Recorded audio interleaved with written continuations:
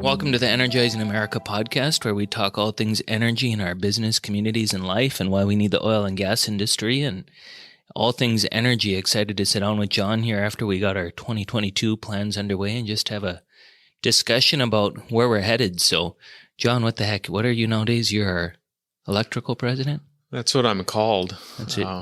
Yeah, it feels like I'm kind of whatever I need to be for the day. It's turning crazy out there. Yeah. Well, what do you think about as we go forward in 2022? Do you feel like your role has been a little bit more established than when you started in 2018? Much. I think in 2018, I felt like I just ran on with a fire hose. So yeah, there's definitely process and thought and planning going into what we're doing. You know what was fascinating to me, John, is when we were planning 2022 and we had lots of conversation. You know, you worked with Chad some on it, and then we'd talk about it, and each department's working on it, and then we wrap it all up, and then we're going to go in the conference room and we're all going to agree to this thing. In your department, especially with the growth, people started poking you like, are you serious? You're going to grow like that? And I started doubting myself, so I had to look at it again. And then in the end, I felt again like, I think this is conservative. When you get a solid base of clients that have needs, you can't say no to them either. Right. But yeah, it seems aggressive, but if this trend that we're on follows, like it's going to far exceed. And we're seeing a lot of positive signs in North Dakota that conservatism that you were just talking about is actually pretty real, because the fundamentals of the market in North Dakota today, right now, are stronger than they were even when we were putting together those projections, right?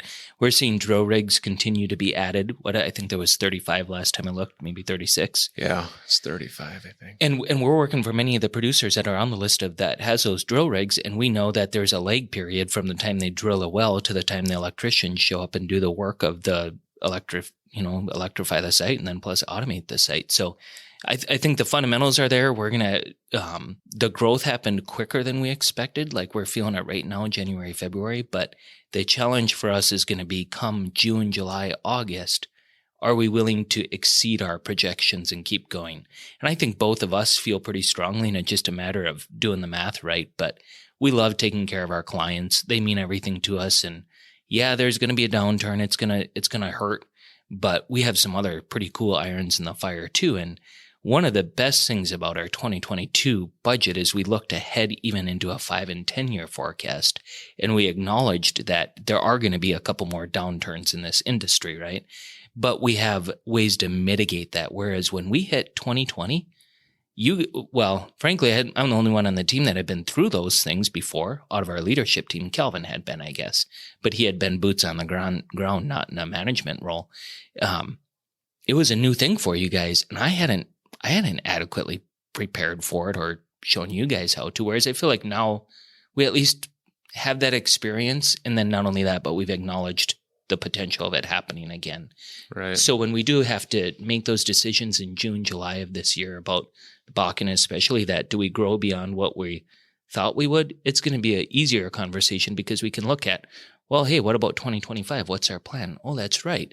By 2025, we're going to need those electricians in Duluth. So if there is a slowdown, like we think there will be in the oil market at that time, worst push comes to shove, we grab some of those trucks and some of those top-rated electricians that we seem to attract and put them over here in the Twin Ports market and take care of that additional work that we're going to be working to acquire.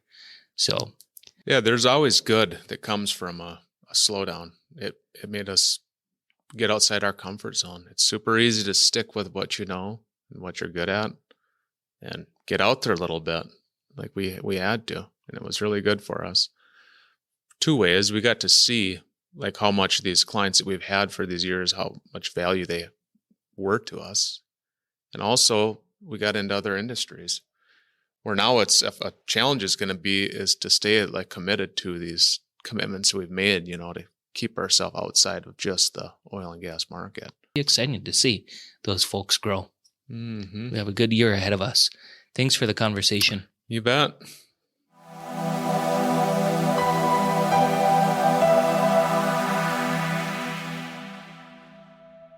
Okay, welcome to the Energizing America podcast, where we talk all things energy and why we need it in our business and communities and our life. Excited to sit down with Calvin today and talk about automation. And this is a weird topic, and it's kind of an obscure topic. Seems like, Calvin, every time I'm sitting down with folks and they ask about our automation techs and they start pinning me with questions, it's the one time I'll back into a corner because I'm not exactly sure what you guys do either. Are you feeling like we're going to start seeing some? We've actually, when the oil prices took a dive, we in our industry, in the oil and gas side, we slowed down quite a bit on the automation end, didn't we? Yeah, more than expected, actually. Yeah, we kind of expected that automation would keep on going. Of course, we were involved in more construction on automation. Right. We were doing a lot of commissioning of new facilities. So that was, I guess, a large reason why it did slow down. But still, it was somewhat surprising because usually there's a fairly large backlog of other projects, like just site improvements, or lots of times when new facilities go in or are built, there's things that aren't put into place right away that could be added later. More automation, data collection type of things that continue even when things slow down. Yeah. So it seems like in the past, oftentimes the automation guys would kind of roll into either a maintenance role or, catching up on some of those items. So now when we're seeing this 106 pricing, are you seeing a bigger need for our services? Once again, it seems like it's kind of delayed. Like it's definitely picked up and we're busy. I think we were busier. It felt like there was a bigger need for it the last time things were going like crazy. So not as much as I expected. Right. So pre-COVID, 2019, it felt like there was opportunity everywhere, especially in the oil and gas, the upstream oil and gas region. And now we've got opportunity and it's a lot busier than it was COVID time, but it's not like there's people calling us, begging us to come do more automation work for them either. So. Yeah. And it's been a bit surprising to me because I know as a leadership team, we talked a little bit that, hey, if we get into automation, it'll help insulate some of these downturns because It's something everyone needs. Of course, though, we've also experienced, and we experience it in our own IT budget at work, it's an expensive adventure to go to automate. It is. But see, that's one of the reasons that you're somewhat insulated from the ups and downs is because the time and money that it takes to get someone trained in and familiar with your control system or facility, to lose them is a huge cost and have to retrain someone in when prices go back up, right? So if somebody knows your control system, knows your facility, knows how you do things, you kind of want to keep them around even when things slow down. So do you think that's a client, when you're out talking automation to facilities and oil and gas, is that one of the biggest things they want to know is that you're going to get to know their facility? It seems to be a big selling point or something they really appreciate about us is that we do try to assign one person to them or one group of people who can really learn their facility and come back for every project going forward. Yes. I don't know what they ask about it, but when you tell them that, they certainly appreciate it. Yeah. Have you found when you're out there doing it that every facility is just entirely different, their control system, or do they all have a commonality that if you have experience, you can build on? There's definitely a commonality that you can build on if you have experience, but each one is unique to some extent versus like, they might be doing the same overall process. One guy might be using a different manufacturer of PLC or HMI or whatever. And everyone is slightly different and there's a learning curve to learn, every new piece of software or hardware. Right. Well, and then everyone programs and has their own little fancy way of doing language, basically, or coding. Right. So you got to get to know who developed the program and what did they mean by it. Right. And, one facility that we're working on right now, that's actually a challenge that we're having as we dive into their control system is it's both. They're PLC and an HMI that we haven't worked with much in the past. So we're learning that software. And it's also a different programmer who didn't really put in a lot of detail, a lot of good naming or tagging, good tagging convention in his program. So there's just a lot of time spent interpreting it and figuring out what it's actually doing. So in that situation, how in the world do you figure it out? You're just diving in and doing a ton of testing, or do we? Yeah, you try to simulate. I mean, it just takes time. What happens if I push this button? I'll walk it through the program, see where it goes, what it causes to turn on, to turn off, and so on. Yeah. And it just, you spend a lot of time in the program until you start to remember, where to go. If I click this, I know I go there, and then you can build off of that. It's definitely, you start out learning slowly and it feels like you spend a lot of time not getting anywhere. And then all of a sudden it just starts to come together. Well, thanks for coming on, Calvin. We'll continue the conversation. Yeah, absolutely.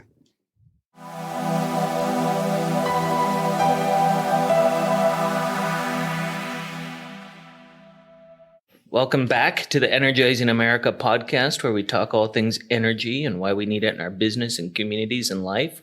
Mr. Hevela, you again. Yeah, well, you can run, but you can't hide, I guess the old saying goes. Well, we're going to have a good chat today about leading through crisis. And this is something that you and I find ourselves talking a lot about. And of course, first we got to define what in the world is a crisis. We act like we've lived through some in our short little lives. And then we got to talk about leadership in a crisis moment. I think, when we were chatting about this topic, we definitely see it in our business at Wescom. But at the end of the day, what we really care about is our employees. No doubt. They have been through some crisis in their lives and even in their business life. So when you think about the word crisis, what is even coming to mind for you? Well, I think it depends, like you just said, on the person, because there's so many different things that a crisis for me might not be a crisis for you. I was in North Dakota last week with a guy driving around in his truck, and this little incident happened that was, in my mind, like, who cares? I mean, that's a nothing. I mean, it wouldn't even hit my radar screen. Totally derailed him. Really? Like, it threw him off for 4 or 5 hours. Like, this, in my mind, was a nothing incident. But it didn't matter what I thought, it mattered what he thought. So them are the opportunities, I think, where you can listen to the person, understand where they're coming from, why it's a crisis to them, and they just want to be heard. Do you feel like you had to lead them through this? Or like you I mentioned, attempted to anyways. I don't know if I did or not, but I certainly made an attempt to. And your approach to it was just to listen. Just to listen and give feedback. Listening to understand rather than listening to solve. Is that one way you could sum up how you can help through a crisis? Listening with the intent to understand, not to solve. Or not to respond. Not to respond. Even, actually. So seek first to be understood, understand, then to be understood. Real leadership stuff. Correct. Because the unknown secret about leadership is you're really not doing a whole lot of leading. You're doing a whole lot of listening. Well, I read something the other day that kind of struck me, that this leadership thing, like, people don't want to be dragged along and told stuff. What they want to be is inspired. So I can't tell you how to do something, but maybe I can inspire you to have the desire to do it yourself, right? And it's a different thing than saying, Shane, go do X. So when you think about leading through a crisis, do you spend a lot of time that you have to be re-inspiring people? Or how does a business, it's almost like cheap to say, well, COVID's going on. We got to go lay off 70 people. These are folks that we know, their wives, their families, their kids, or maybe we know their husband if it's a wife who works for us. Like people that we've worked hard to motivate and encourage over the years. What are you going to do? Go listen to them just cry and still give them a pink slip? But what about everyone else? How are you leading through that time? One of the greatest inspirations for me personally, but there's this man, his name was Admiral Stockdale. In 1960 something, he was shot down in Vietnam, and he spent 8 years as a prisoner of war in Vietnam. And he was the highest ranking officer ever to be held, and especially for that long. So here he was, the highest ranking officer in this prison camp. He really could only lead by example because he's in a prison camp, but he's the highest ranking officer, so everybody's looking to him for inspiration. And he told himself that he's going to use this experience to be the defining moment of his life. In fact, it's going to inspire him so much that he wouldn't trade it for anything else. And he did this by having the unwavering belief that things will change. And at the same time, confronting the brutal reality of where he's at.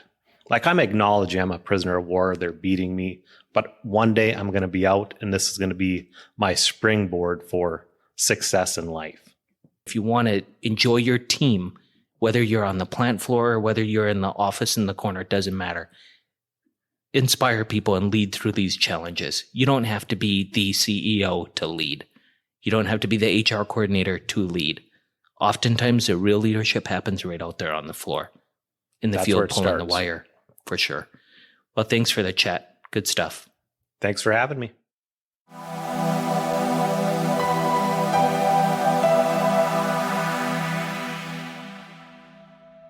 Welcome to the Energizing America podcast, where we talk all things energy, why we need it in business, communities, and our life.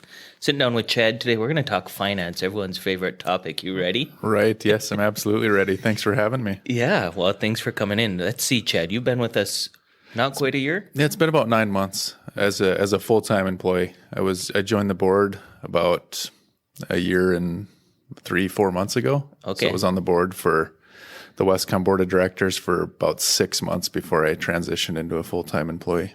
We certainly were attracted to your flexibility in that change. From a finance perspective, we still deal with month-end close. We Right. still deal with budgets and forecasts.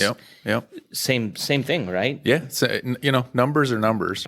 So you came on board as our CFO. You came from the board on an internal employee. We've done a fair amount of initiatives since you've joined our team. We have. Yeah. And they've worked out great. One of which was, back in 13, 14, when we started out, we had no way to pay our bills. And our AR was going from, maybe 100,000 to 200,000, up to 400, up to 500,000. Those were the days, and Right. your payroll's climbing up weekly. You've seen what our net terms are in Right. the oil and gas industry. They're not real They're favorable, not. are they? They're not fantastic. No, they're not. When you first came on the board, we had conversations about this. We could change our mission. We could not be out to energize America, but if we're out to energize America and we want to do this in a sustainable way where our employees have a good future ahead of them, then we have to have growth, and we got to be at a certain size. And in order to do so, that means either everyone's going to have to throw in tons of money, including the employees, Yep. to finance this AR, or we're just going to have to acknowledge the reality of it. And then you came on board, and we started meeting with some banks, and we found a bank here in the Twin Ports that was able to give us a big enough line of credit. A traditional line of credit. No, it's been fantastic. Been a fantastic relationship, and it was quite honestly too easy. It seemed a lot easier than we ever anticipated it would be. Well, almost. So I try not to live a life of regrets, and instead, my wife's grandpa always said, "Live a life of experience, Right. not Yep. don't live a life of regrets." But the experience there is that if you feel like your business is in a good spot, it is, and go talk to people. Yeah, right. I Right. was almost like, man, that's a huge number. We could never go pull this off. And I mean, I don't know. Our AR is in the several millions anymore, just Yep. with the amount of business we do. Yep. And it didn't feel like people would give. I thought you have to be like something cool and know what you're doing. We're just a bunch Right. of rednecks Just over here. Don't give ourselves enough credit. Yeah, I think that's what it is. Right. You don't. Yeah. Of course, it's easier to give that credit if you transfer it to the employees. Right, But right. So the traditional line of credit went, and I think I just opened up some mail. We're 4.75 on a traditional Yeah. line of credit from an APR perspective. We got to be seeing a nice improvement to our bottom Yeah, line with this. absolutely. Yeah, we did. We seen a nice improvement when we started that traditional line of credit starting in last October. It's eating up a little bit with the interest rates going up, but still we're Well, and just the overall ease of dealing with a traditional line of credit versus this asset-based lending program where you're Right. uploading invoices Yep. or factoring where you're tracking. Have you guys seen a efficiency in your department? yeah, absolutely. Yep. So I transfer money back and forth. It could be a few times a week, and at the end of every month, I upload the financials to their Portal or portal, whatever. and they tell us how much we have available based on our AR balance for the next month, and And it's we feel comfortable with Yeah, it, right? It's yeah. not like we're hitting our credit limit ever. From what I can tell, we have No. a lot of flexibility. So Yeah. if the world was in a different spot, if the country was in a different spot, and we truly wanted to be energy dominant, as Congressman Stauber said on the podcast a while back, if we truly wanted to be energy dominant, if our industry had the support, we feel like we could actually grow significantly without actually having to go back to our bank. Yes. Of course, this depends on our client mix. right. Yep. No, and that's been one thing we talk about is keeping a solid client mix for that reason, right? Is we don't want to be so dependent on one or two or five clients or one area. We want to try to spread it out as things ebb and flow in different areas, different industries, different clients. We want to make sure that we have a mix that we can continue to work with and support. Well, finance, who would have ever thought we could go for this long? Right, Chad? exactly. Thanks for coming in. Well, thanks for having me.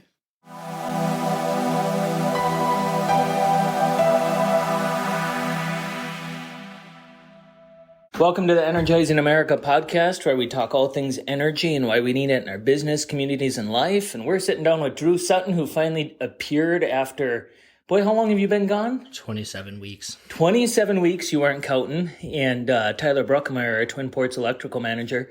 We're coming off a little bit of a high, Drew. What did you just finish? We just finished doing the automation upgrade at the Marshfield compressor station there in Wisconsin. Awesome. So this was a project that was about 4.5 hours away from our home office. How large? You have been there 27 weeks. How many guys at the peak did you have on that job? At most, I think we had 13. 13 guys at once. How in the world does a guy run 13 guys? Was it a challenge? Actually, no, because we have good guys to work with. For the most part, you just got to point them and let them do their thing.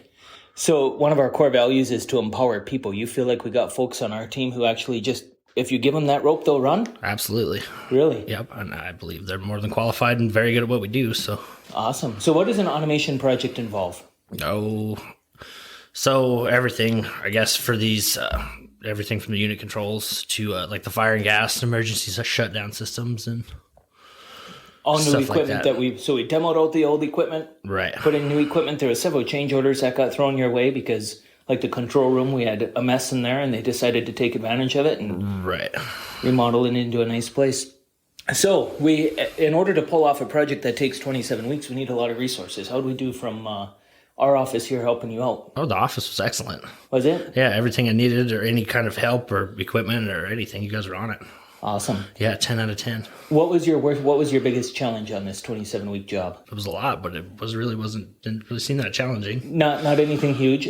Probably part of it is just to keep your mojo when you're that far out of town. Yeah, just to stay busy, I suppose, or not even busy, just focused. It is hard being away from home, but Yeah. Tyler, how did Drew do on this project? From our standpoint, excellent. We couldn't have really asked for a better foreman. I mean, he was, communication both ways is key.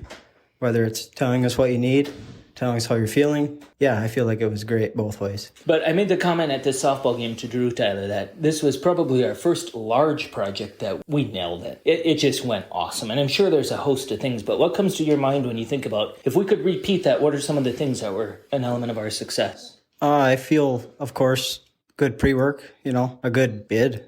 I mean, to begin with, I think with the experience we have now, that's more and more likely the more experience you have. Second of all is like the communication, having a dedicated project manager, on the project, me and the project manager working closely with Drew. And I feel like that was key to keeping the workflow successful. What about the employees? Do they make a difference on that job?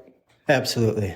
I mean, I think that, you get these like 4 to 6 core guys that we sent down to give Drew help at different times of the project, whether it was with tubing or whether it was with terminating or whatever. These guys they're huge to a success of this type of project.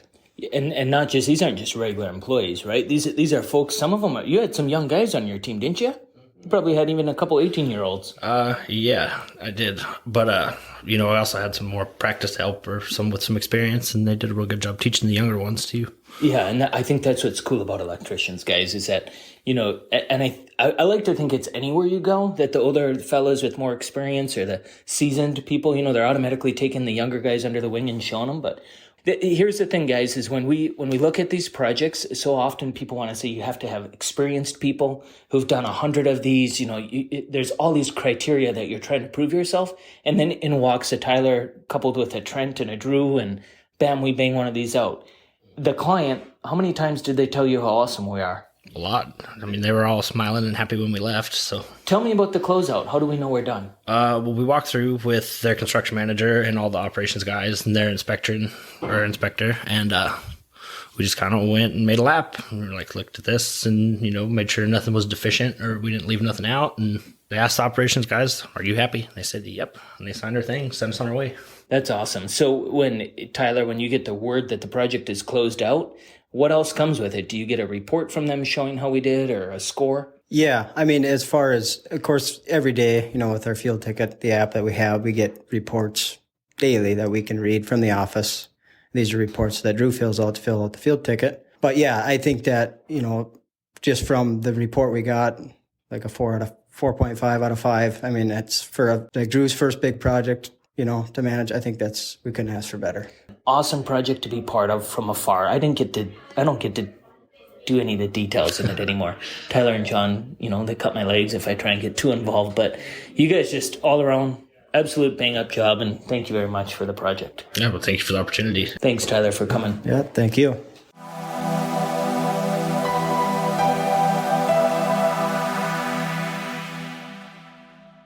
Welcome to the Energizing America podcast, where we talk all things energy and why we need it in our business, communities, and our life. Today's an exciting day for me as I sit down with Ashley, our Permian Environmental President, to discuss how in the world as an oil services company, we have an environmental team. So welcome to the podcast, Ashley. Well, thank you, Shane. I'm very excited to be here. Ashley, you've been with Wescom for how long? About 2.5 years now. And you came in as 2.5 years ago. We had a very small, if we can even call it, an environmental department that was doing a little bit of spill cleanup. And boy, how many folks are you running or managing now?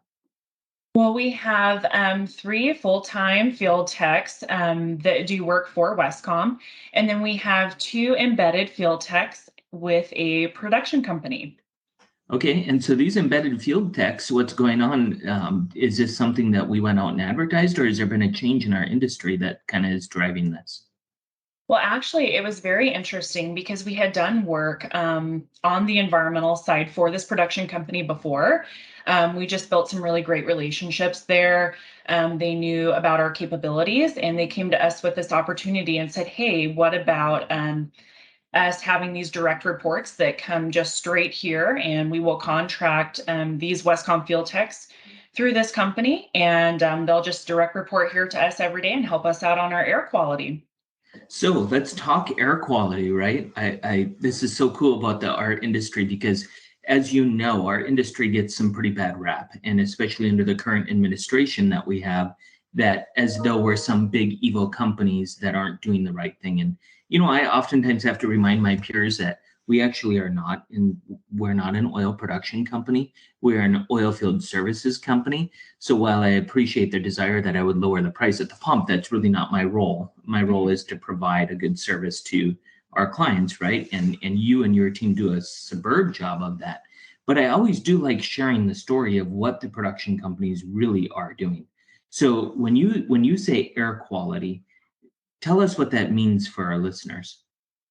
Well, so in particular in New Mexico, we are the second largest state in the U.S. for oil production, second to Texas. And oil and gas is responsible for over 1/3 of New Mexico's revenue as a whole. So we have a very progressive policy that has come out in New Mexico as far as air quality and emissions. There are 2 state agencies in New Mexico, the New Mexico Environmental Department and the Energy, Minerals, and Natural Resources Department. And they were tasked by the governor to come up with a methane reduction strategy. And this was to be implemented by 2026. And it's very aggressive, very forward thinking. The whole goal was to have a 98% gas capture rate. So it is very, very forward thinking, is very heavy on incentivizing the production company themselves to capture their gas, stop unnecessary venting and flaring of natural gas, and kind of come up with some new technology to monitor these leaks and emissions in New Mexico. So air quality specifically is more driven by the state agencies in New Mexico than anywhere at this time? Well, there are EPA and federal regulations, and kind of the way it works in environmental is it's whichever regulation is the more strictest. So we have the federal regulations that we have to comply with on the EPA side, the Quad A, Quad OB, and then we have the local and state regulations that we have to adhere to as well. So as these regulations came out through the governor, especially in the state of New Mexico, but just overall, even within the EPA, what are you seeing our producers? And we only know the side that we work with, right? And I think it's important for us to share that what's their attitude towards these regulations? It's very much our operators are embracing the ESG attitude, this environmental compliance attitude, and it's how can we continue to operate in this new environment in a sustainable, renewable, and environmentally responsible way. I just want to say, not just on behalf of Wescom, but I did a podcast recently with the likes of, DRW, and I've done just industry thought leaders in our industry, right? And we're all wanting to do better. So on behalf of the entire industry, thanks for having a voice and speaking up in our weekly meetings and saying, hey, we need to think about this, we need to do it that way, and keep up the good work marching forward for our industry. Well, thank you so much. I appreciate it. Thanks for coming.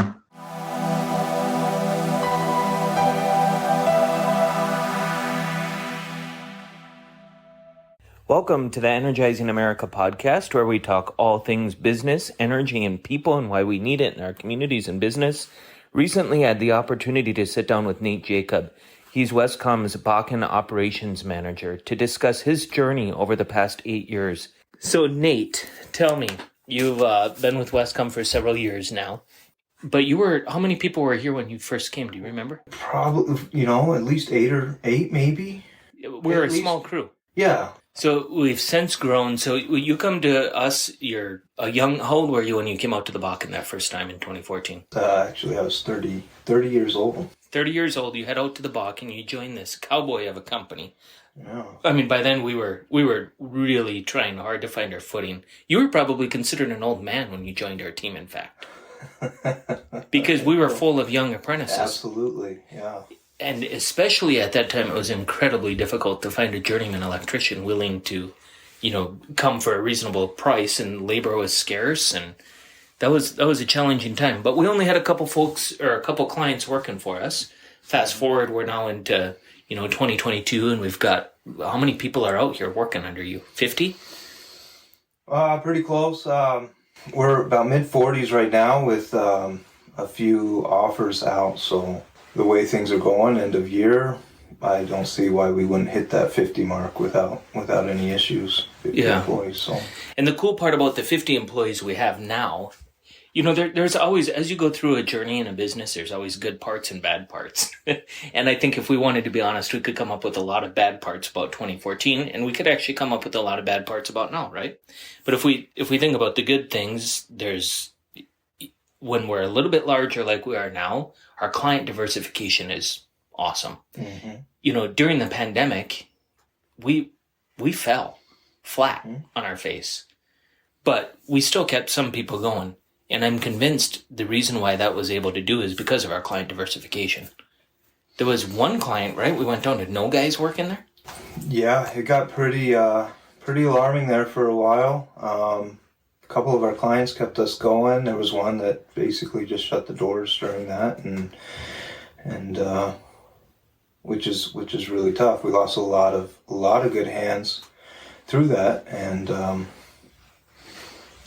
it's tough to see. But so you come in as an apprentice electrician, you eventually work yourself up. You left for a little while too, right?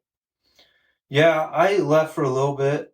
To be honest, they always say that grass is never greener, and that is a true statement.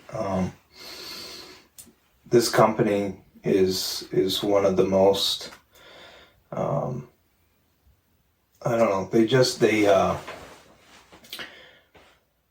it's the empowering, I think, of people and giving the opportunities, and we want everyone to succeed internally. And you don't always get that with other companies. You're just a number to them, right? But yeah, I mean, you said it. I mean, I came in when I was 30 years old, right? I mean,